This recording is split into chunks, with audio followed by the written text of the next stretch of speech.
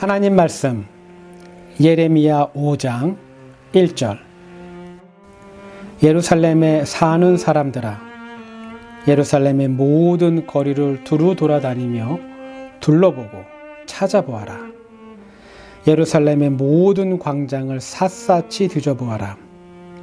너희가 그곳에서 바르게 일하고 진실하게 살려고 하는 사람을 하나라도 찾는다면 내가 이 도성을 용서하겠다. 아멘. 한국과 이스라엘은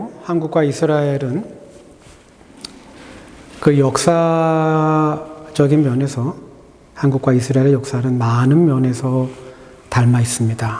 닮은 구석이 참 많아요. 가장 크게 비슷한 점은 두 나라 모두 외세에 많은 침략을 받았습니다. 어떤 때는요, 오랫동안 나라를 빼앗겼습니다. 그래서요, 다른 나라의 식민 지배를 받으며 나라를 잃은 서름과 고통을 겪어야 했습니다.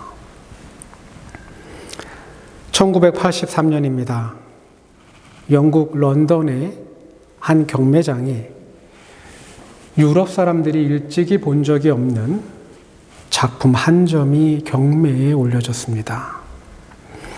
그림의 제목은 한복 입은 남자입니다. 한복 입은 남자. 작품 속 인물의 이름도 전해지는데 그의 이름은 안토니오 꼬레아. 15세기 벨기에의 화가 루벤스가 그린 작품으로 1917년도 작품이라고 합니다. 아담하다는 표현이 가장 잘 어울릴 것 같습니다. 몸집이 조금은 커 보이지만 그의 몸통 때문은 아닌 것 같습니다. 낯선 땅에서 겪는 낯선 계절은 온도와는 상관없이 늘 추울 수 있습니다. 작은 몸에 최대한 옷을 많이 껴입은 듯 합니다. 오늘 옷을 많이 껴입은 것 같아요. 솔직히 그의 얼굴을 보고 있으면 마음 한켠이 아려옵니다. 울지 않지만 슬퍼 보입니다. 가만히 있지만 손매에 가려진 꽉 잡은 두 손은 긴장과 불안 때문에 떨고 있는 것 같습니다. 이 그림을 보고 있으면 누구나 머릿속에 한 가지의 궁금증이 생길 수 있습니다. 한 가지의 궁금증. 어떻게? 비행기가 없던 시절인데 어떻게 이 조선 사람은 15세기에 한반도를 떠나 저렇게 멀리 유럽까지 갈 수 있었을까? 유럽. 어쩌면 그 해답의 실마리는 우리와 비슷한 역사를 가지고 있는 이스라엘을 보면 가늠할 수 있습니다. 주전 605년, 그리고 597년, 그리고 586년, 이스라엘은 세 차례에 걸쳐 포로가 되어 바벨론 땅으로 끌려갑니다. 주전 586년이 세 번째이자 마지막이 되었던 건 더 이상 팔레스타인 땅에 이스라엘이라는 나라는 존재하지 않았기 때문입니다. 그날의 참혹함이 열왕기하 25장에 기록되어 있습니다. 시드기야가 보는 앞에서 그의 아들들을 처형하고 시드기야의 두 눈을 뺀 다음에 쇠사슬로 묶어서 바벨론으로 끌고 갔다. 바벨로니아의 느부갓네살 왕 제19년 다섯째 달 7일에 바벨로니아 왕의 부하인 느부사라단 근위대장이 예루살렘으로 왔다. 그는 주님의 성전과 왕궁과 예루살렘의 모든 건물, 곧 큰 건물을 모두 불태워 버렸다. 근위 대장이 지휘하는 바벨로니아의 모든 군대가 예루살렘의 사면 성벽을 헐어버렸다. 느부사라단 근위 대장은 도성 안에 남아있는 나머지 사람들과 바벨로니아 왕에게 투항한 사람들과 나머지 수많은 백성을 모두 포로로 잡아갔다. 역사 속에 등장했던 제국들은요, 자신들이 정복한 땅을 통치할 때 크게 세 가지의 방법을 사용한다고 합니다. 가장 많이 사용하는 방법은 이주 정책입니다. 이주 정책. 쉽게 말해서 식민지 국가의 사람들을 포로로 잡아가는 겁니다. 포로로. 이 사람들은 지배국가에 끌려가서 노예로, 그리고 평생 종으로 살아야 합니다. 북왕국 이스라엘을 무너뜨린 아시리아도, 남왕국 유다를 멸망시켰던 바벨론도 강력한 이주 정책을 실시했습니다. 두 눈이 뽑힌 채 바벨론으로 끌려간 남왕국 유다의 마지막 왕 시드기야는 죽는 날까지 감옥에서 나오지 못했습니다. 두 번째 방법은요, 혼인 정책입니다. 혼인 정책. 한 민족의 정체성을 뿌리부터 흔들어서 민족 내부의 갈등과 분열을 조장하는 정책입니다. 예수님 당시 사마리아 땅과 갈릴리 땅이 지독한 차별과 소외를 경험한 건 사마리아 땅엔 아시리아인들의 피가 섞인 유대인이, 그리고 갈릴리 땅엔 로마인의 피가 섞인 유대인들이 살고 있었기 때문입니다. 예루살렘 본토에 살고 있는 유대인들은 이들을 같은 동족인데 이방인으로 취급했습니다. 마지막으로 제국들이 사용하는 식민지 통치 방법은 문화 정책입니다. 문화 정책. 창씨개명, 이름을 바꾸는 것. 아마 문화 정책의 대표적인 사례가 될 겁니다. 바벨론에 끌려갔던 다니엘과 그의 세 친구들은 그들의 원래의 이름을 잃어버립니다. 그들의 히브리식 이름은 하나님을 신뢰하는 의미로 가득합니다. 근데요, 그들의 새로운 이름은 아닙니다. 창씨개명한 벨드사살, 사드락과 메삭과 아벳느고라는 이름은 바벨론의 우상들과 연관되어 있습니다. 문화 정책의 핵심은 지배국가의 사람으로 바뀌라는, 동화하라는, 우리의 문화가 월등하기 때문에 열등한 너희의 문화는 버리라는 강요이고 압박입니다. 주전 6세기에 이스라엘 사람들이 겪었던 이 세 가지의 식민지 정책을 우리나라 사람들도 동일하게 겪었습니다. 1592년 한반도는 임진왜란을 겪습니다. 이 당시 일본에 잡혀간 조선 사람은 적게는 10만 명, 많게는 20만 명으로 추정합니다. 조선 일기라는 기록에는 임진왜란 당시 일본인들이 조선 땅에 들어와서 그들이 어떤 일을 자행했는지 소상하게 적혀 있습니다. 들도, 산도 몽땅 불태웠으며 죄 없는 사람들을 마구 죽였다. 나는 부모를 찾는 아이들의 울부짖는 모습을 처음 보았다. 그 비참함이란 꼭 지옥의 거리와도 같았다.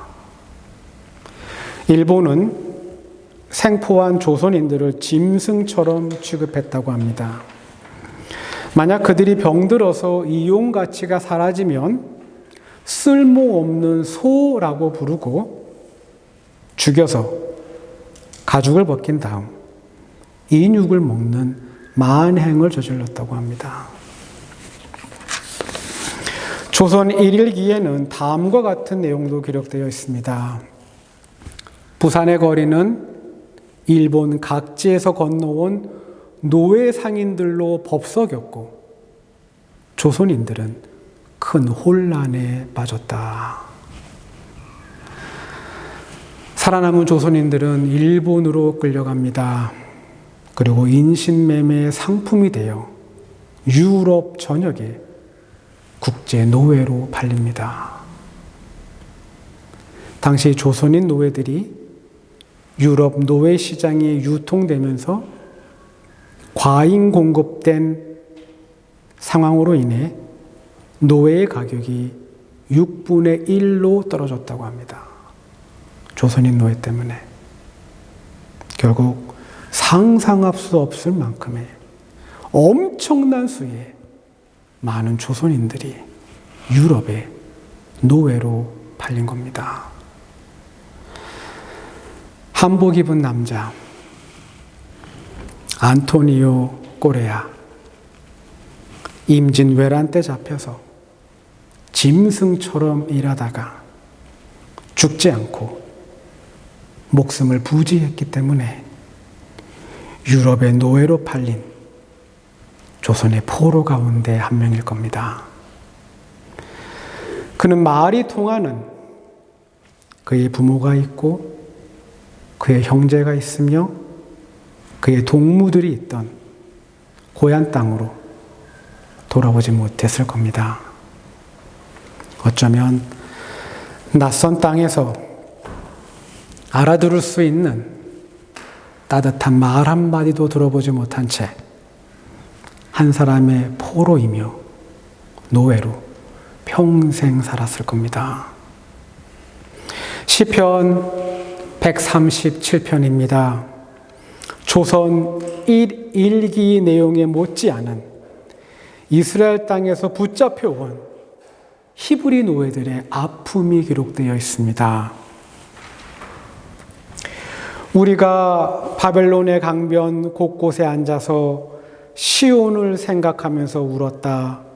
그 강변 버드나무 가지에 우리의 수금을 걸어두었더니 우리를 사로잡아온 자들이 거기에서 우리에게 노래를 청하고 우리를 짓밟아 끌고 온 자들이 저희들 흥을 돋우어 주기를 요구하며 시온에 노래 한 가락을 저희들을 위해 불러보라고 하는구나.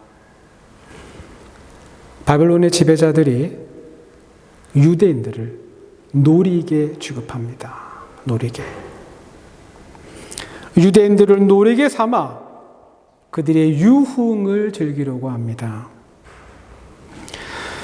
바벨론의 주인들이 히브리 노예들에게 소리칩니다. 자, 너희들의 악기를 연주해봐라. 예루살렘 성전에서 너희들의 신을 위해 부르던 그 노래 한 가락을 한번 불러봐라. 악기를 연주하고 노래를 연주하면서 우리를 즐겁게 만들고 우리의 흥을 돋우어라. 기분이 상해도 감정이 폭발해도 내색할 수 없습니다. 할 수 없어요.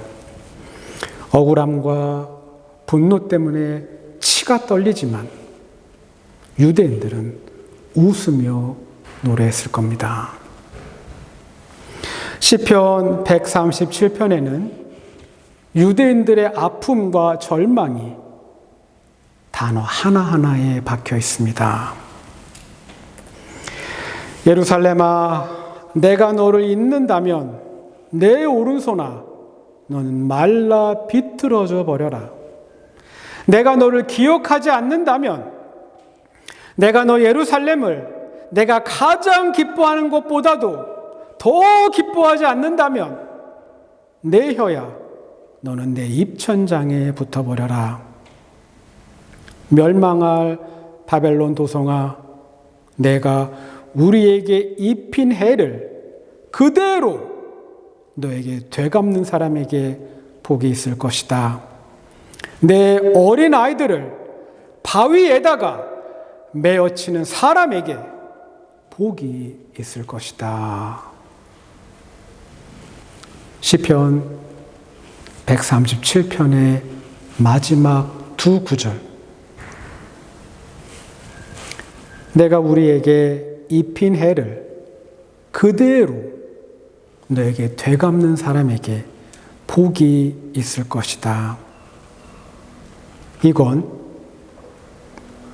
억울한 일을 경험해 본 사람이라면, 억울한 일을 당해 본 사람이라면 누구나 할 수 있는 생각입니다. 이건 누구나 할 수 있어요. 근데요, 내 어린 아이들을 바위에다가 메어치는 사람에게 복이 있을 것이다.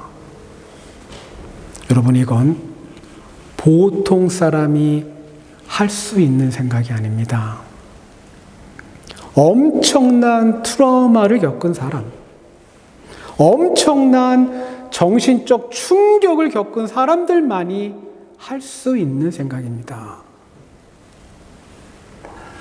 남왕국 유다에서 바벨론으로 끌려가는, 걸어서 가야 하는 그 오랜 기간 동안 어린 아이들은요, 배고픔 때문에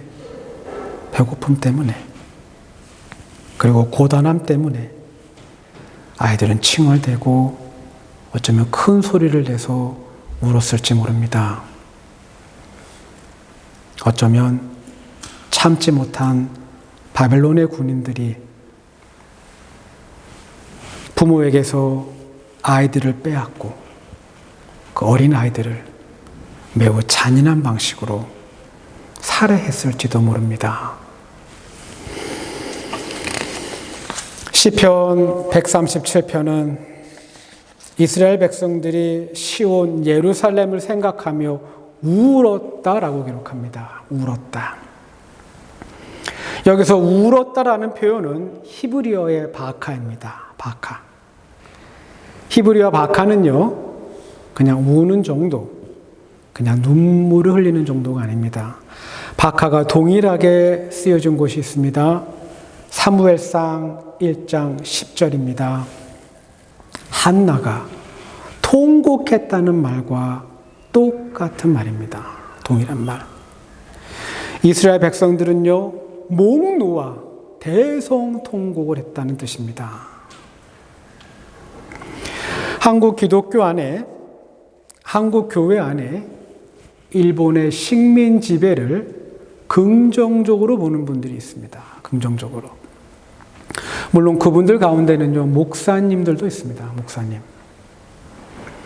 어느 목사님은요, 일본의 지배 덕분에 한국이 예수 믿고 구원받게 되었으니 일본한테 수고했다라고 말하는 게 옳은 표현이라고 했습니다. 옳은 표현.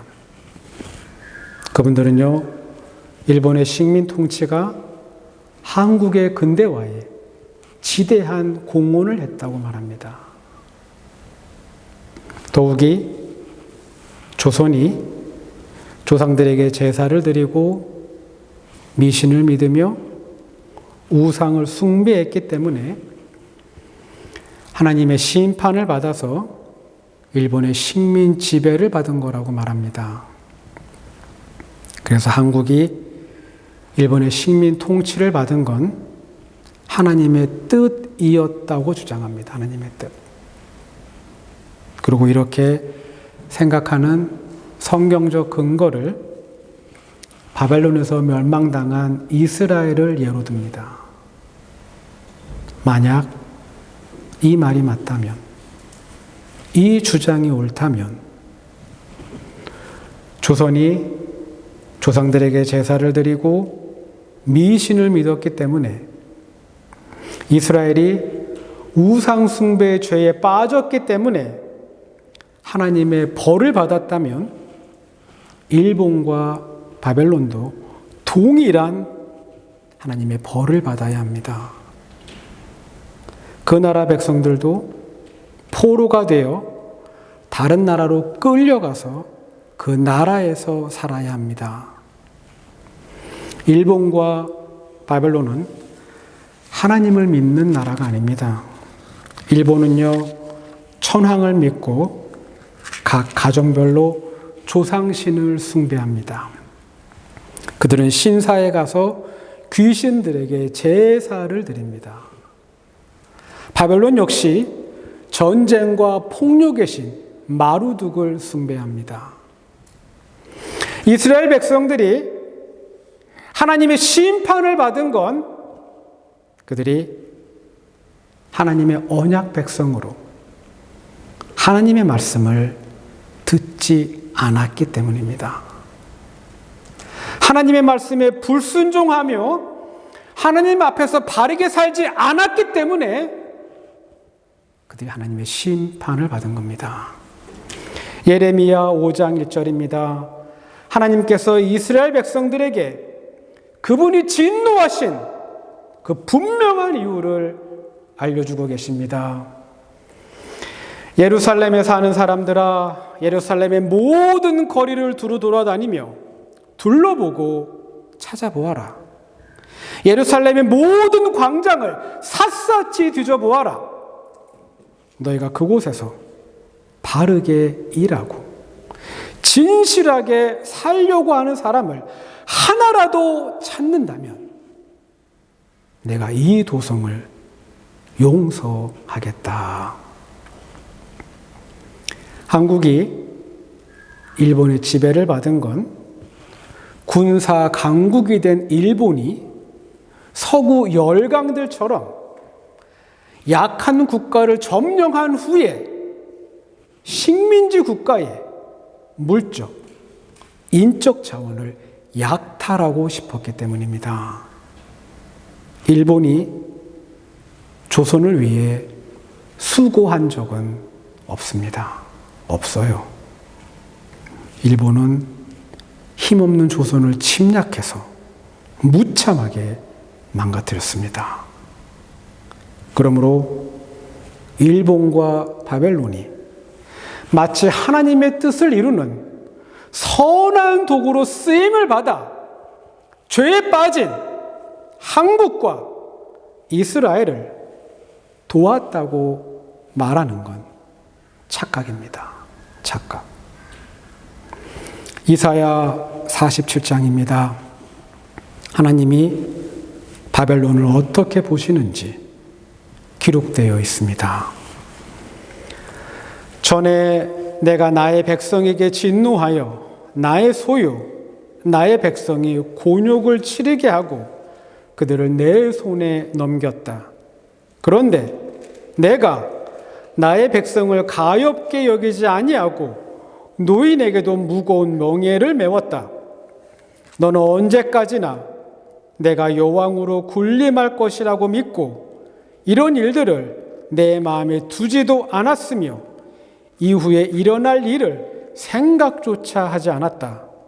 그러나 방탕한 여인아, 이제 너는 이 말을 들어보아라. 내가 평안히 앉아서 마음속으로 이르기를 나보다 더 높은 이가 없다. 나는 과부가 되지 않을 것이며 자식을 잃는 일도 없을 것이다 하였지만 자식을 잃고 과부가 되는 이 두 가지 일이 한날에 닥쳐올 것이다. 너의 주술이 아무리 능하고 너의 마술의 힘이 아무리 세다 할지라도 이 일이 너에게 반드시 닥친다. 너를 구원할 자가 없을 것이다. 역사의 주인이신 하나님이 바벨론을 심판하십니다. 하나님이 선포하셨습니다. 너를 구원할 자가 단 한 사람도 없다고. 바벨론이 하나님의 엄한 심판을 받는 이유는 하나님의 뜻과 계획, 그 이상으로 이스라엘을 심하게 괴롭혔고 박해를 했기 때문입니다. 또한 바벨론이 하나님의 진노를 대신했지만 하나님께서 주신 그 권능이 마치 자신들에게 있었던 것처럼 착각하고 교만했기 때문입니다. 역사의 주인은 하나님입니다. 불의하고 잘못된 국가가 등장해서 마치 옳은 일을 한 것처럼 포장하고 속여도 역사의 주인이신 하나님은 그들의 숨은 악을 낱낱이 드러내고 공의로 심판하십니다. 악을 행하고 욕심을 채운 후에 마치 선한 일을 한 것처럼 다른 사람을 위해 봉사하고 헌신한 것처럼 속여도 마음의 중심을 살피시는 하나님께서 정의로 심판하실 겁니다. 한 국가도 그리고 한 개인도 바르게 일하고 진실하게 살아야 합니다. 우리의 삶이 바르고 진실하다면 우리 주위에 억울한 사람들이 없고 우리를 통해 하나님의 공의와 정의가 물줄기가 되어 흘러갈 겁니다. 기도합니다. Von guten Mächten treu und still umgeben, behütet und getröstet wunderbar. So will ich diese Tage mit euch leben und mit euch gehen in ein neues Jahr.